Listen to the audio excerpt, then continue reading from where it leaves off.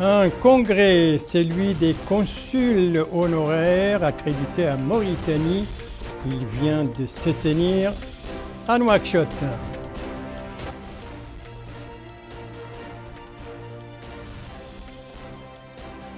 Une nouvelle stratégie, celle adoptée par le gouvernement pour une exploitation efficiente des terres agricoles le long du fleuve, elle a été annoncée aujourd'hui à Dar el-Barka, au Brakna. Des projets, ceux de développement annoncés par la commissaire à la sécurité alimentaire au Tiris Zemmour, c'était à l'occasion de sa visite entreprise dans cette wilaya. Voilà pour les principaux titres de votre journal et c'est parti, madame, mademoiselle, monsieur, bonsoir et bienvenue à votre 22h de ce samedi 19 juin 2021. Un 22h que nous commençons par la diplomatie avec ce congrès des consuls honoraires accrédités à Mauritanie, congrès qui vient de se dérouler à Nouakchott. Il s'est déroulé dans l'académie diplomatique. Alors, sous quel thème ce congrès s'est-il tenu? Élément de réponse avec Melika Nakli. C'est sous le thème La Mauritanie, pionnière de l'action diplomatique dans son environnement arabe et africain, que s'est tenu ce congrès de l'Union des consuls honoraires accrédités en Mauritanie. Ce congrès illustre la place et le rôle du consul honoraire dans la consolidation des relations diplomatiques culturelles et la promotion du développement des relations économiques entre les pays. Il n'est plus à démontrer le développement qu'a connu la Mauritanie, ce qui a renforcé son rôle dans la région du Sahel, en Afrique et dans la Ligue arabe, en sa qualité de pays membre de plusieurs organisations régionales, continentales et internationales. Des membres du corps diplomatique ont assisté à ce congrès, rehaussé par la présence du ministre des Affaires étrangères, de la coopération et des Mauritaniens de l'extérieur. À cette occasion, il a mis l'accent sur le rôle important joué par le consul honoraire dans la politique diplomatique. M. Ismaïloul Cheikh Ahmed a souligné l'importance accordée par le président de la République quant au rôle et à la mission du consul honoraire. Cette vision s'est traduite par des instructions données par le président de la République dont je vous ai parlé, dit-il, il y a plus d'une année. Ces instructions vous assurent de l'appui du gouvernement mauritanien et de l'augmentation du nombre de représentations diplomatiques en Mauritanie en ce qui concerne les consuls honoraires qui assument un rôle important dans la consolidation des relations et la représentation de pays par le biais des consulats. Le rôle du consul honoraire est important dans la consolidation des relations culturelles et la promotion des relations économiques entre les pays. La crise engendrée par la pandémie et ses répercussions ont mis en avant le rôle des consuls honoraires. À ce sujet, le président de l'Union, M. Saadna Jidna, consul honoraire de Roumanie en Mauritanie, met l'accent sur leur rôle en cette période de crise mondiale et plus particulièrement dans le domaine du secours et de l'appui apporté aux personnes, en plus du rôle joué par les consulats dans le domaine de la migration. À cet effet, ajoute-t-il, nous ne pouvons oublier les efforts importants menés par la Mauritanie pour faire face à cette situation. De son côté, le secrétaire général de l'Union des consuls honoraires accrédités en Mauritanie, M. Bounena Mohamed, consul honoraire du Cap-Vert en Mauritanie, a mis en exergue les résultats obtenus en un laps de temps très court par cette institution diplomatique. C'est, dit-il, la deuxième édition du congrès de l'Union des consuls honoraires accrédités en Mauritanie, qui connaît un dynamisme nouveau grâce aux différentes initiatives sociétales, culturelles et économiques. Notre union, indique-t-il, est membre de l'Union internationale des consuls honoraires et elle est également membre fondateur de l'Union arabe des consuls honoraires. L'Union, ajoute-t-il, a participé à de nombreuses rencontres et conférences internationales organisées dans des pays arabes et ailleurs dans le monde. La tenue de ce congrès des consuls honoraires accrédités en Mauritanie a été marquée par une exposition de produits artisanaux tels que les tapis, les tableaux, reflétant le patrimoine culturel mauritanien dans sa richesse et sa diversité. L'Union des consuls honoraires accrédités en Mauritanie, donc, qui vient de tenir son 3e congrès, c'était hier, ici à Nouakchott. Après la diplomatie, l'économie. L'économie avec cette nouvelle stratégie gouvernementale pour une exploitation efficiente des terres agricoles le long du fleuve Sénégal. Une nouvelle stratégie qui a été annoncée aujourd'hui par les ministres des Affaires économiques et de la promotion des secteurs productifs lors d'une cérémonie organisée à Dar el-Barka qui relève de la Muqata'a de Bogué et tout cela, c'est au Brakna, le ministre qui a en même temps donc annoncé la dénonciation de la convention signée entre la Mauritanie et l'Association internationale Tripaïd, donc depuis 2015. Je vous propose de suivre le ministre des Affaires économiques. Cette convention, l'État donnait à l'institution Tripaïd la possibilité de valoriser 3200 hectares de la région d'Ar el-Barka. Cet aménagement, cette valorisation n'a pas pu avoir lieu pour diverses raisons. Et ce que je peux vous dire, c'est que dès l'avènement du gouvernement de M. Mohamed Bilal, instruction a été donnée par M. le Président de la République de prendre ce dossier en main et de voir dans quelle mesure il répond aux intérêts de la Mauritanie et des Mauritaniens. C'est suite à ce travail qui a été fait en concertation avec les vôtres, avec vos représentants, que le 10 mars 2021, le gouvernement a décidé de dénoncer cette convention.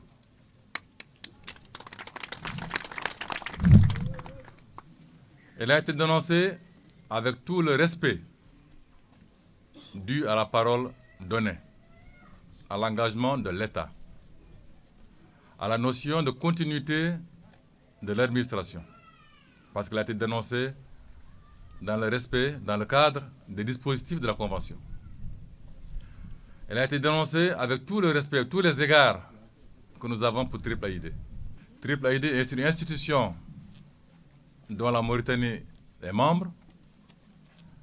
La Mauritanie continuera donc à inviter Tripaïd à développer des activités en Mauritanie, pays qui veut jouir de l'expérience et de la force financière de Tripaïd. Donc la dénonciation de cette convention n'est nullement une porte fermée à Tripaïd, c'est seulement un constat que la convention telle qu'elle a été élaborée ne correspondait ni aux intérêts de la Mauritanie, ni aux intérêts des Mauritaniens. Le ministre des Affaires économiques et de la promotion des secteurs productifs, donc annonçant cette nouvelle stratégie gouvernementale pour une exploitation efficiente des terres agricoles le long du fleuve. C'était lors de cette cérémonie organisée aujourd'hui dans le centre administratif de Dar el-Barka qui relève de la Muqata'a de Bogué au Brakna. Une grande cérémonie en présence de son collègue de l'agriculture ainsi que du wali du Brakna, du président du patronat mauritanien, ainsi que plusieurs acteurs travaillant dans le secteur de l'agriculture. Donc, retour sur cette cérémonie et les interventions qui l'ont marqué avec l'un de nos correspondants permanents là-bas, Abdelwadoud Sidena, dont le compte-rendu revient en français par El Haj Abdallah Din. La finalité de cette rencontre regroupant des ministères et des agriculteurs est d'expliquer la stratégie du gouvernement, ses programmes et ses interventions attendues dans les zones agricoles, particulièrement dans la région d'Al Arif, là où il y a des potentialités agricoles considérables. Parmi les objectifs fixés, la réalisation d'une autosuffisance alimentaire au plan national. Au cours de cette rencontre, le ministre des Affaires économiques et de la promotion des secteurs productifs, M. Othman Mamadou Khan, a déclaré que les superficies agricoles sont exploitées de manière irrationnelle depuis des décennies successives. Ceci pousse le gouvernement à œuvrer à attirer des investisseurs nationaux et internationaux en concertation avec la population locale afin d'exploiter efficacement ces superficies agricoles. De son côté, le ministre de l'Agriculture, M. Sidna Ould Ahmed Ali, a indiqué que la promotion et la modernisation du secteur agricole constituent une priorité gouvernementale basée essentiellement sur une approche participative qui vise à l'amélioration des potentialités productives de la population. Cette approche, dit le ministre, vise également à établir des partenariats tripartites regroupant l'État, les collectivités territoriales, les secteurs privés, afin d'exploiter de manière durable et optimale les potentialités agricoles nationales. Le président du conseil régional d'Ibrakna, M. Mohamed El Mustafa ou Mohamed Mahmoud, a exprimé son appréciation pour l'approche gouvernementale qui accorde un intérêt particulier au secteur agricole et aux agriculteurs, ce qui devrait avoir des effets positifs sur les conditions de vie de la population locale. Quant à la maire de la commune de Dar el-Barka, Mme Aïcha Bouka, elle a loué l'approche conçue par le gouvernement et qui a été débattue avec les habitants de la rive avant sa concrétisation. L'approche agricole en question devrait permettre aux riverains de mieux exploiter leur périmètre arable et de fixer les populations dans leur terroir. Voilà donc pour cette grande cérémonie organisée aujourd'hui à Dar el-Barka et au cours de laquelle donc le ministre des Affaires économiques et de la promotion des secteurs productifs a annoncé cette nouvelle stratégie pour une exploitation efficiente des terres agricoles le long du fleuve. Une cérémonie donc, on vient de le voir, en présence de son collègue de l'agriculture. Celui-ci était auparavant ce matin au Trarza où il avait visité plusieurs projets et chantiers relevant de son département dans cette wilaya. Alors, les différentes étapes de ces visites du ministre de l'Agriculture, donc au Trarza, avec notre correspondant permanent, Abdelwadoud Sidena, compte rendu revu en français par Amina Khalil. C'est à partir du projet Emporia, situé à la banlieue de Rosso, que le ministère de l'Agriculture a entamé sa visite sur le terrain pour un certain nombre de projets relevant de son ministère. L'objectif est de s'informer de près sur l'état d'avancement des travaux de réhabilitation de 900 hectares de la superficie du projet avant de les mettre à disposition des coopératives rurales des zones avoisinantes. Ensuite, le ministre a visité le nouveau site à aménager dans le village de Dikendiar qui couvrira une superficie de 817 hectares déjà aménagée à 50% dans le cadre du projet de gestion des ressources d'eau du fleuve Sénégal. À quelques kilomètres de la commune de Jedr el-Mahgen, le ministère de l'Agriculture a examiné les zones aménagées à Chichia. Au total, plus de 500 hectares destinés aux coopératives agricoles des agglomérations avoisinantes. Parmi les équipements réservés à cette opération, le ministre a également examiné la centrale, qui comprend 4 pompes d'irrigation, une centrale qui est entièrement construite par une main-d'œuvre nationale.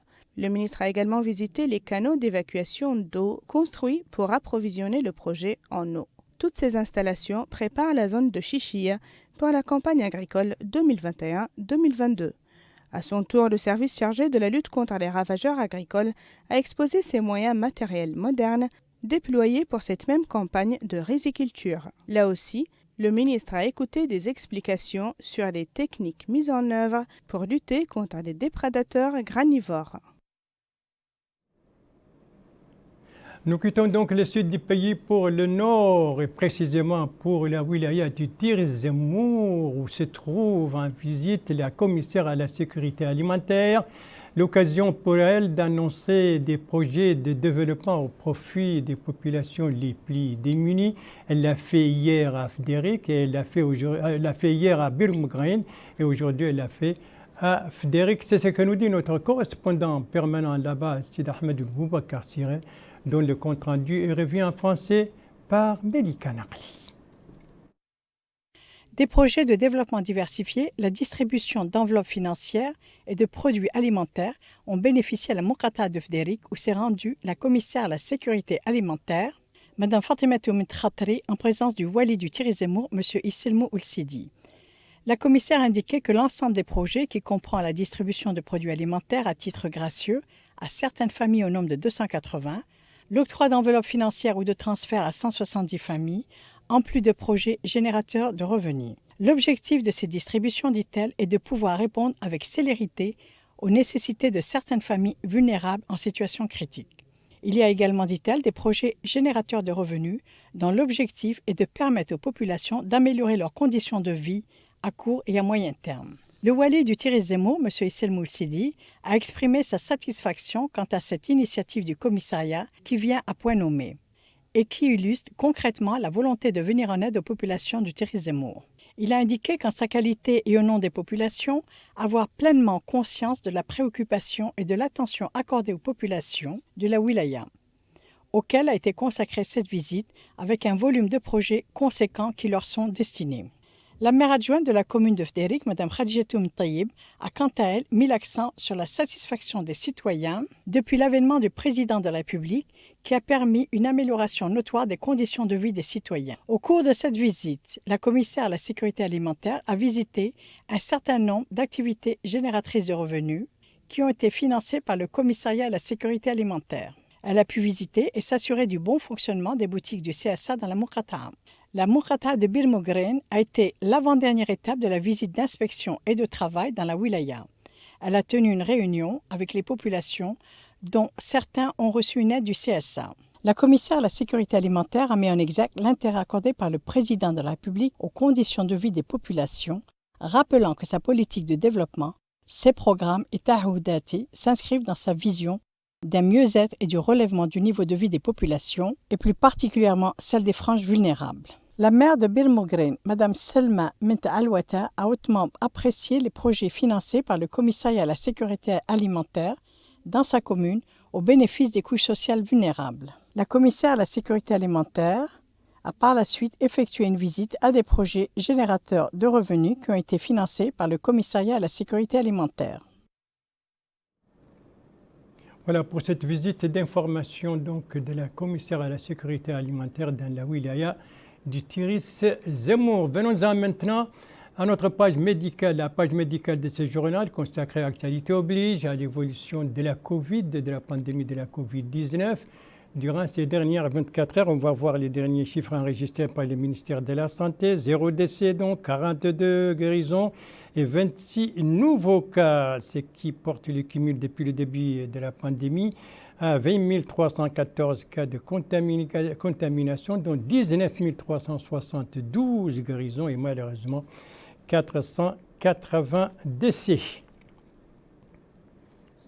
Merci de suivre les JTF de Mauritanie. À la suite du journal avec deux ateliers, l'un à Kifa, l'autre à Nouadhibou, une remise des prix dans notre capitale économique et une opération de nettoyage du littoral de Nouakchott. On va commencer donc par cet atelier organisé à Kifa. Il est organisé par le ministère de l'Éducation nationale et de la réforme de l'enseignement, direction de l'enseignement fondamental, et en collaboration avec l'UNICEF. Alors, l'objectif de cet atelier, c'est ce que nous dit notre correspondant permanent à Nassaba, Moutali Sadr, dont le compte-rendu revient en français par Amina Khalil. La réinsertion des enfants se trouvant en dehors du système éducatif est l'objet de l'atelier organisé par la direction de l'enseignement fondamental en collaboration avec l'UNICEF dans la ville de Kifa.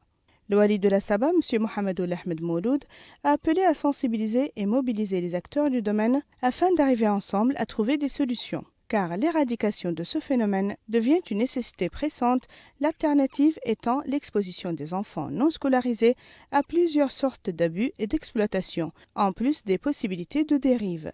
Il a exhorté, pour ce faire, les acteurs locaux de l'éducation, les leaders de l'opinion publique et les membres de la société civile à jouer pleinement leur rôle dans cette initiative. La sous-estimation de l'importance de l'éducation et l'exposition précoce des enfants au marché du travail sont parmi les aspects les plus importants de la déperdition scolaire, un phénomène susceptible d'engendrer des défis sociaux et sécuritaires importants sur le long terme. La directrice de l'enseignement fondamental, Mme Safiya Mt Mohammadi, a affirmé que ce phénomène a plusieurs facteurs, dont la pauvreté et le manque d'éveil parmi les parents, ce qui nécessite un effort collectif focalisé visant à réinsérer les enfants dans le système scolaire. 3 jours durant, les participants à cet atelier œuvreront à mettre en place des mécanismes éducatifs permettant aux enfants non scolarisés des 2 wilayas de la Saba et du Guidimara de réintégrer le système scolaire et de retrouver leur place naturelle sur les bancs. Voilà pour cet atelier organisé donc à Kifa pour les enfants non scolarisés à Nassaba et au Guidimara. Quant à l'atelier organisé à Nouadhibou, eh bien, il est organisé par le parti UPR, l'Union pour la République, un atelier interrégional sous le thème renforcement de l'unité nationale et l'élimination des différentes séquelles de l'esclavage. Atelier ouvert par le président du parti. L'occasion pour lui de situer les cadres de cette rencontre. Ces cadres, a-t-il dit, c'est la vision du parti pour examiner et assainir toutes les questions relatives à l'unité nationale et aux perspectives politiques, économiques, sociales et géostratégiques du pays. Ces ateliers régionaux sont, dit-il, en parfaite harmonie avec le programme du président de la République qui se focalise sur les garanties de la justice et de l'équité. Les différents intervenants ont unanimement salué les nouveaux styles vis-à-vis des questions, le nouveau style du parti, bien entendu, vis-à-vis des questions nationales. Participent à cet atelier les responsables régionaux du parti dans les 4 wilayas du Nord, à savoir Dakhlet Nouadhibou, Tiris Zemmour, Ladrar et Lenchiri. On va rester un instant encore à Nouadhibou, cette fois pour parler de cette cérémonie que notre capitale économique a abritée. Une cérémonie pour primer les lauréats de la 3e édition du concours des reporters de la mer. C'est un compte-rendu de notre correspondant permanent là-bas, Alvaro Cheibani, un compte-rendu revu en français par El Haj Abdellahdine. Cette cérémonie de remise des prix pour la 3e édition du concours des journalistes et des reporters de la mer a débuté par la projection d'un documentaire qui met en exergue l'importance de la préservation du milieu maritime face aux défis écologiques multiformes. La cérémonie couronne une série d'activités comprenant des ateliers, des formations et des visites des terrains pour s'informer des défis à relever. À cette occasion, le maire de la commune de Nouadhibou, dont la municipalité abrite cette manifestation, M. El-Qasm El-Bellali, a exprimé sa joie et celle du conseil communal pour l'organisation de cette cérémonie. Il a souligné l'importance de la formation qui a été réservée aux journalistes et aux reporters de la mer sur des thématiques écologiques. Celle-ci va renforcer leurs compétences dans ce domaine et les aidera à remplir pleinement leur mission. Madame Mariam Metel Abbas, la présidente du réseau des journalistes et des reporters de la mer, a précisé que ce concours à caractère écologique vient après un atelier destiné aux journalistes au cours duquel les participants ont suivi des exposés médiatiques en vue de professionnaliser les contenus produits par les reporters de la mer. Quant à la présidente de l'association de la biodiversité écologique, Madame Mimouna Mtsalik, elle s'est apaisantie sur la priorisation des thématiques écologiques dans la sensibilisation et la formation afin de créer une culture environnementale chez les journalistes, les blogueurs et les simples citoyens. À la fin de la cérémonie, plusieurs prix et récompenses ont été octroyés aux lauréats du concours. Ces prix ont été offerts par le ministère de l'Environnement et du Développement durable et le ministère des Pêches et de l'Économie maritime. Nous restons toujours dans le domaine de l'environnement et précisément également dans le domaine de la mer, puisqu'on va parler de cette opération de nettoyage du littoral de Nouakchott. On doit voir ces images.